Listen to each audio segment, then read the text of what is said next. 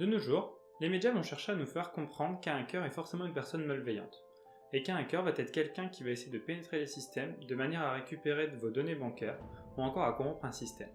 Cependant, ce n'est pas réellement la définition d'un hacker. En effet, les hackers vont être aussi bienveillants. Il existe des types de hackers qui sont bienveillants, et c'est aussi ce que nous allons voir dans cette vidéo. Il existe donc différents types de hackers. En effet, il y a tout d'abord les white hats. Leur but va être de pénétrer les systèmes mais de manière totalement légale. C'est-à-dire que les sociétés, leur but va être de les contacter et eux, leur but va être de faire des tests d'intrusion pour essayer de repérer différentes vulnérabilités sur leur système pour enfin les patcher et donc avoir un système sécurisé. Ensuite, il y a les grey hats, ou chapeau gris en français. Leur but à eux va être de pénétrer les systèmes mais de manière illégale, mais dans un but totalement bienveillant.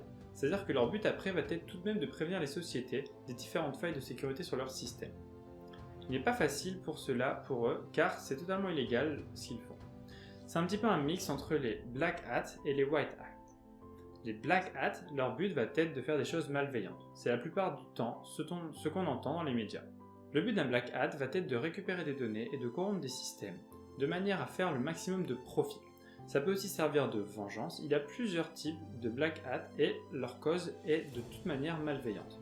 Leur but à eux va être seulement de faire du mal, de manière à, par exemple, récupérer un maximum d'argent. Il existe aussi d'autres types de hackers. Il y a par exemple les activistes. Leur but à eux va être de faire passer un message politique à travers le hacking. C'est par exemple le cas des Anonymous. Leur but étant de nous faire passer un message, mais grâce au hacking. Ensuite, il y a aussi les script kiddie.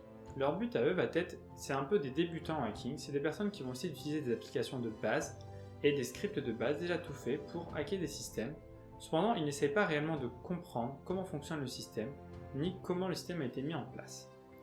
Enfin, il y a aussi les red hats. Leur but va être de hacker les différents black hats et donc de récupérer leurs données et de corrompre leur système pour les empêcher de faire des choses malveillantes.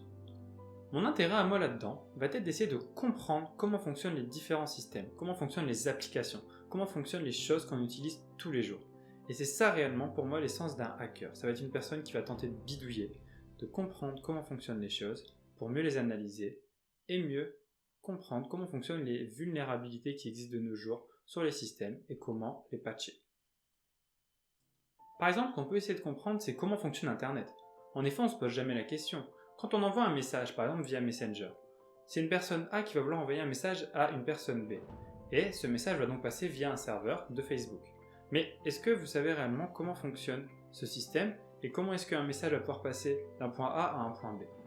C'est ce qu'on va essayer de comprendre et d'analyser. Car en comprenant mieux comment fonctionne le système, vous pouvez être mieux sécurisé. Car oui, c'est quelque chose de très important, la sécurité informatique, pour tout le monde. Car en effet, on n'est jamais à l'abri de se faire pirater, qu'on se fasse pirater sa boîte mail, son compte ou n'importe quoi. Et c'est pour ça que c'est mieux de comprendre comment fonctionnent ces systèmes. Car en comprenant, on peut mieux se sécuriser soi-même. C'est quelque chose de très important. Car par exemple, de nos jours, on a beaucoup de sociétés qui tentent de récupérer nos données confidentielles de manière à les vendre à d'autres sociétés. C'est un gros problème, surtout vis-à-vis de la vie privée. Et beaucoup de personnes ont essayé de le montrer, notamment Snowden en 2013, qui a essayé de dévoiler de nombreuses données de la NSA montrant la surveillance de masse qui se passait notamment aux États-Unis et encore pire dans le monde entier. C'est un gros problème qui est la vie privée, surtout avec Internet. Et le but est donc de mieux comprendre comment fonctionne Internet pour mieux se sécuriser et mieux comprendre ce qu'on utilise réellement tous les jours. Aucun système n'est sécurisé à 100%, c'est pourquoi il faut faire attention. En effet, n'importe quelle application peut présenter des failles de sécurité. Mais le problème, c'est que si c'est un black hat qui le découvre, ça peut être totalement malveillant et donc il peut récupérer vos données. Parce que si c'est un white hat qui va le découvrir, il va pouvoir repérer la faille de sécurité et aider à corriger. Cependant, il y a donc une grosse bataille entre les deux et vous êtes au milieu et votre but va être maintenant de comprendre comment fonctionnent ces systèmes de manière à mieux se sécuriser soi-même. Car si c'est un black hat qui va récupérer vos données, le mieux va être de les sécuriser pour l'en empêcher.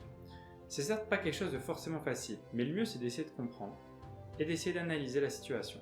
Car c'est pas parce que vous allez sur un site qui est en HTTPS que forcément vous n'avez aucune faille et que vous êtes totalement sécurisé. Il existe énormément de failles et il est maintenant de nos jours très facile de créer un site web en HTTPS.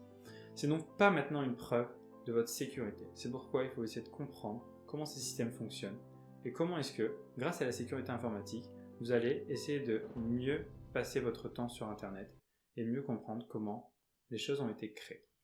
Voilà, c'est donc mon but sur cette chaîne YouTube. Ça va être d'essayer de comprendre les choses et de vous faire apprendre et de vous faire comprendre comment ce que vous faites tous les jours sur Internet a été créé et comment cela fonctionne, de manière à vivre dans l'anonymat le mieux possible sur Internet et à mieux se sécuriser. Soyez curieux et continuez d'apprendre.